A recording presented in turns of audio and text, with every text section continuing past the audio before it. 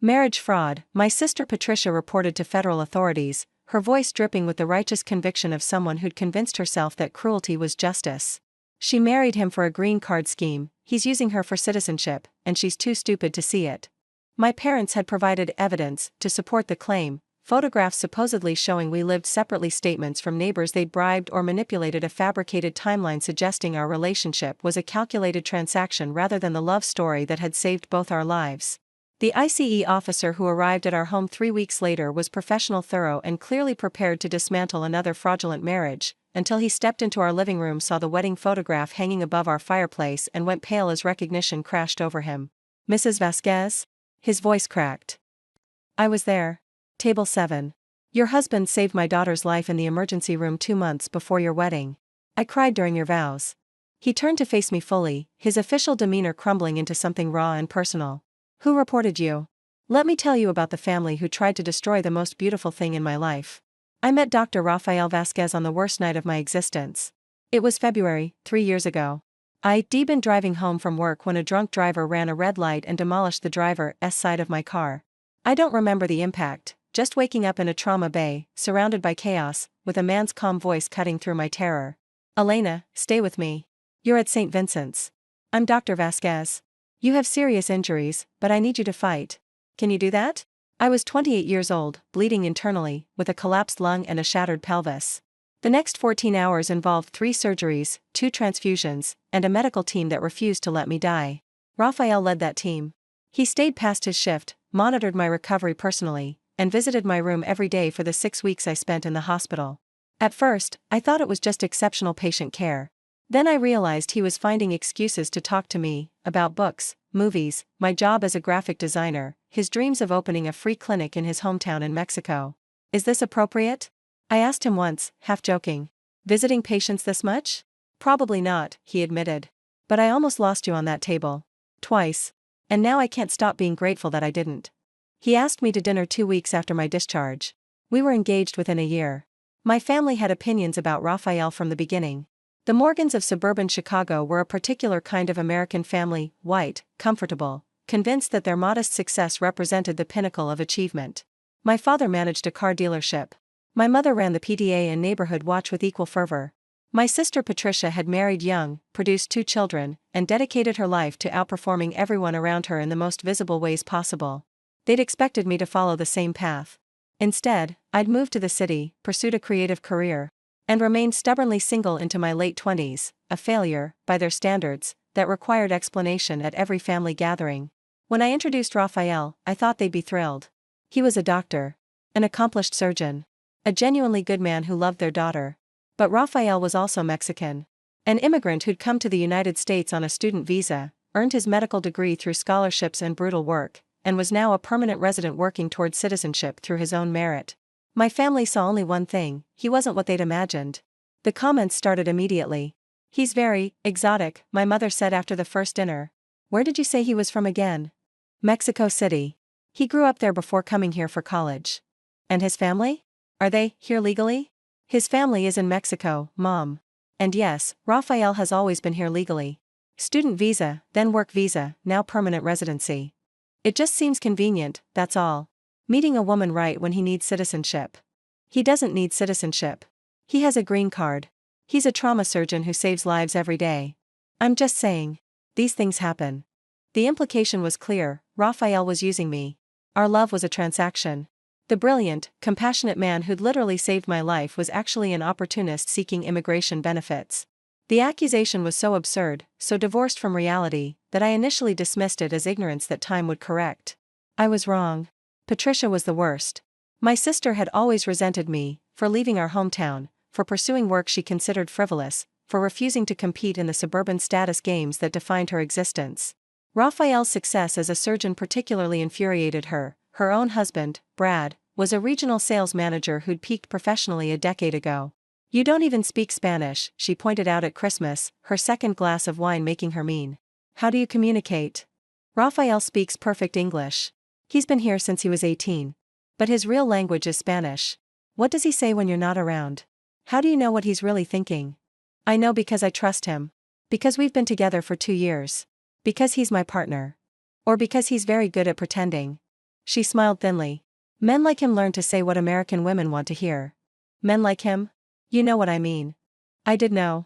I'd always known. The wedding was the happiest day of my life. We married in October at a botanical garden outside the city. 200 guests, including Raphael's colleagues from the hospital, my friends from the design community, and the families we'd built beyond blood. My parents attended. They smiled for photographs, said appropriate things, and left early. Patricia didn't come at all. She had a conflict that everyone knew was manufactured. But the people who mattered were there. Including a family I didn't know at the time, Officer James Caldwell, his wife Maria, and their daughter Sophia, a 16-year-old who'd been in the ER the night of the accident. Brought in for emergency appendix surgery that Raphael had handled while I was recovering in the ICU. They'd sent a gift and a card, "Thank you for saving our daughter." We couldn't miss celebrating the happiness of the man who gave us ours. Raphael had cried when he read it. We'd invited them immediately. I didn't know then that James Caldwell worked for Immigration and Customs Enforcement.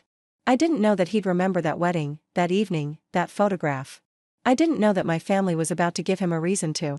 The report was filed in January, 14 months after our wedding. I didn't learn about it immediately. These things move through bureaucracy, are assigned to investigators, wait in queues. By the time the official notification arrived, my family had already laid the groundwork for their accusations. Patricia had told anyone who would listen that my marriage was fraudulent. My parents had provided evidence, photographs from holidays showing Raphael absent, he'd been working, trauma surgeons don't get Christmas off, statements from their neighbors claiming I'd admitted the marriage was for immigration purposes, lies. Complete fabrications, records supposedly showing we maintained separate residences, we didn't, we'd never spent a night apart except when Raphael was on call. The report was comprehensive, detailed, and entirely false. Someone had spent significant time and energy constructing a case against my marriage. My own family had tried to have my husband deported. The ICE officer arrived on a Tuesday afternoon. Raphael was at work, a 14-hour shift that had started at 6 a.m. I was home alone, working on a client project, when the doorbell rang. The man on my porch was tall, middle-aged, wearing the particular expression of someone who'd seen enough fraudulent marriages to assume the worst. He introduced himself as Senior Officer James Caldwell, showed credentials, and asked if he could come inside. "This is regarding a report we received about your marriage to Rafael Vasquez Mendoza," he explained, settling onto our couch with his notebook. "The report alleges that your marriage is fraudulent, entered into primarily for immigration purposes rather than genuine marital intent." My stomach dropped. Who reported us? I can't disclose that. What I can tell you is that we take these allegations seriously. The evidence provided was substantial enough to warrant investigation. There's no evidence because there's nothing to find. Raphael and I have a real marriage. That's what we're here to determine.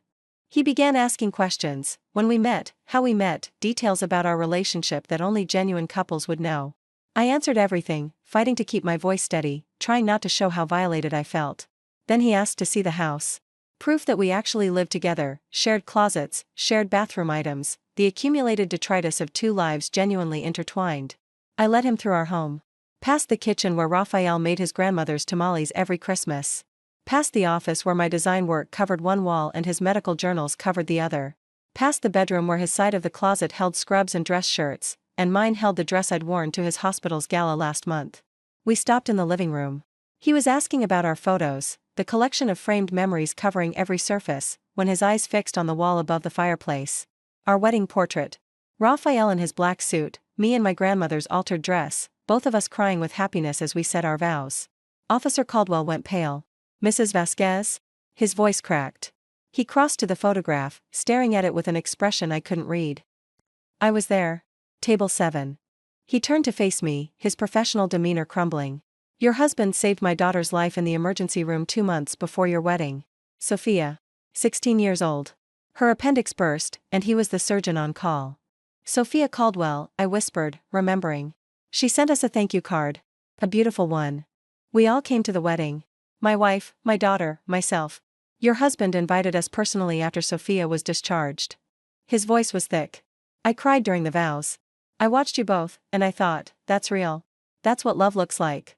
He set down his notebook. "Mrs. Vasquez, who reported you?" "I don't know. You said you couldn't tell me." "I'm asking if you know. Because whoever did this, they gave us photos, statements, documentation. They spent weeks building a case against your marriage. This wasn't an anonymous tip. This was coordinated." I felt the truth rising like bile. My family has never accepted Raphael. My parents, my sister, they've made comments since the beginning. About where he's from. About his motives. Your own family reported you? I think so. I can't prove it, but. I paused. My sister Patricia didn't come to the wedding. She's been telling people for months that our marriage is fake. Officer Caldwell was quiet for a long moment. Then he did something that surprised me. He closed his notebook entirely. I'm going to tell you something I probably shouldn't, he said. The report we received was filed by a Patricia Morgan Hayes. Supporting statements were provided by Donald and Carol Morgan. Your parents. The confirmation hit like a physical blow. I'd suspected. Knowing was different. They're trying to have my husband deported. They're trying to destroy your marriage using federal resources. His voice carried an edge now, anger on my behalf. Mrs. Vasquez, I've investigated dozens of marriage fraud cases. I know what fake marriages look like. The awkward couples who can't answer basic questions about each other. The separate lives barely hidden. The paperwork that doesn't match the reality. He gestured around our home, the photos, the shared books, the evidence of two lives completely intertwined. This isn't fraud. This is a marriage. A real one, probably stronger than most I've seen. He stood. I'm going to close this investigation as unfounded. But I'm also going to document the nature of the complaint and who made it. What does that mean? It means filing a false report to federal authorities is a crime. Your family wasted government resources trying to weaponize immigration enforcement against a legal resident with documented status. He paused. I can't tell you what to do with that information. But if I were you, I'd want to know exactly how far my family was willing to go. Raphael came home to find me crying on the couch. I told him everything, the investigation, Officer Caldwell's recognition, the confirmation of who had reported us. He held me while I sobbed, his own body rigid with fury he was trying to control. They tried to have me deported, he said finally. Your parents. Your sister. I know. Because I'm Mexican. Because they're small, scared people who can't accept anything different from what they expected. I pulled back to look at him. I'm so sorry. I never thought they'd go this far. This isn't your fault, mi amor. You didn't do this. But they're my family. They're your relatives. Family is something different. He kissed my forehead. Family is what we've built. The people who love us. The life we share. What do we do now? Whatever you want. But I think they need to know there are consequences. The family meeting was my idea. I invited my parents and Patricia to our home, a request so unusual that they couldn't refuse without revealing their guilt. They arrived on a Sunday afternoon, clearly nervous, clearly wondering if we'd somehow discovered the truth. We had. But they didn't know what else we had. Officer Caldwell had provided documentation, a copy of the report, the supporting statements, the evidence they'd fabricated. He'd also referred the case to the U.S. Attorney's Office for review, not at our request, but because falsifying federal reports wasn't something he could ignore. We laid it all on the table. Literally. Would anyone like to explain this? I asked, pointing to the stack of papers. Patricia went pale. My mother's hands shook. My father attempted bluster. We were concerned about you, he tried. These situations, immigration marriages, they're common. We just wanted to make sure. You filed a false report with federal authorities. You provided fabricated evidence. You tried to have my husband, a legal permanent resident, a trauma surgeon who saves lives every day, deported. We didn't know it would go that far. What did you think would happen? Raphael spoke for the first time, his voice quiet but devastating. Did you think ICE would just check a box and move on? Did you think accusing someone of immigration fraud was a small thing? You're not even a citizen, Patricia spat, abandoning pretense. You don't belong here. You don't belong with her. We were trying to protect Elena from a mistake, my mistake. I laughed bitterly. Marrying the man who saved my life? Building a partnership with someone who loves me more than you ever have. He's using you. He's never used me for anything. He had a green card before we met. He didn't need this marriage for immigration status. I leaned forward. But you knew that, didn't you? You didn't actually care about fraud. You cared about keeping your family white. About not having to explain a Mexican son-in-law to your friends. About your own prejudice. The silence that followed was damning. I explained the consequences. The U.S. Attorney's Office was reviewing the false report. Filing fraudulent claims to federal agencies carried potential penalties including fines and imprisonment. Whether charges would actually be filed was uncertain, but the investigation was real. You gambled with my husband's future because you couldn't accept who he is, I said. Now you get to live with uncertainty about your own future. How does it feel? Elena, please, my mother reached for me. I stepped back. Don't touch me. Don't contact me. Don't pretend this was anything other than what it was. We're your family. Family doesn't try to destroy what you love. Family doesn't file false reports. Family doesn't weaponize federal agencies against innocent people. I opened the front door. Get out of my house. Get out of my life. We're done. Patricia was charged with filing a false report. The charges were misdemeanor rather than felony. She accepted a plea deal that included probation, community service, and a fine. My parents were named as co-conspirators but not charged individually. The U.S. attorney decided that one conviction sent sufficient message. The local news covered it briefly. Woman charged with false immigration report against sister's husband. Patricia's name wasn't mentioned, but everyone who knew them knew.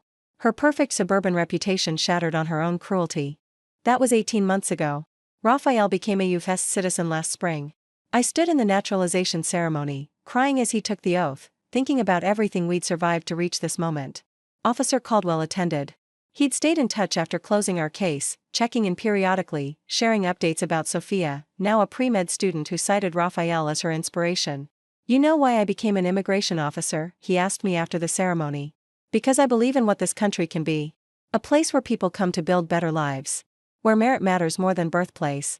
He looked at Raphael, surrounded by colleagues and friends celebrating his citizenship. Your husband represents the best of what immigration offers. A brilliant doctor who chose to be American. Who gives back every day. Who builds rather than takes. He shook his head. Your family tried to deny this country one of its best citizens. I'm glad they failed. I haven't spoken to my parents or Patricia since that day in our living room.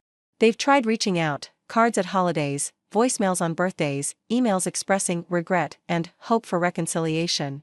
I've ignored all of it. Some betrayals are too profound for forgiveness. Some wounds don't heal because they shouldn't. Raphael and I built our own family. Friends who celebrated our marriage. Colleagues who respect his work. Officer Caldwell and his family, who became something like adopted relatives. A community of people who see us clearly and love us anyway. Last month, I found out I'm pregnant. Our child will grow up knowing what family really means. Not blood, not obligation, but choice. The people who show up, who protect what matters, who love without conditions. My parents will never meet their grandchild. Patricia will never know this new life. They made their choices. Living with them is their consequence. The wedding photograph still hangs above our fireplace. Sometimes Raphael and I stand in front of it, remembering the day we promised each other forever. Remembering the people who celebrated with us, including a family from Table 7 whose presence would eventually save us from the family that should have loved us most. My sister called my marriage fake. An immigration officer who'd attended our wedding proved it was real. Sometimes the people who should know you best are the ones who see you least clearly. And sometimes strangers become the family you actually need.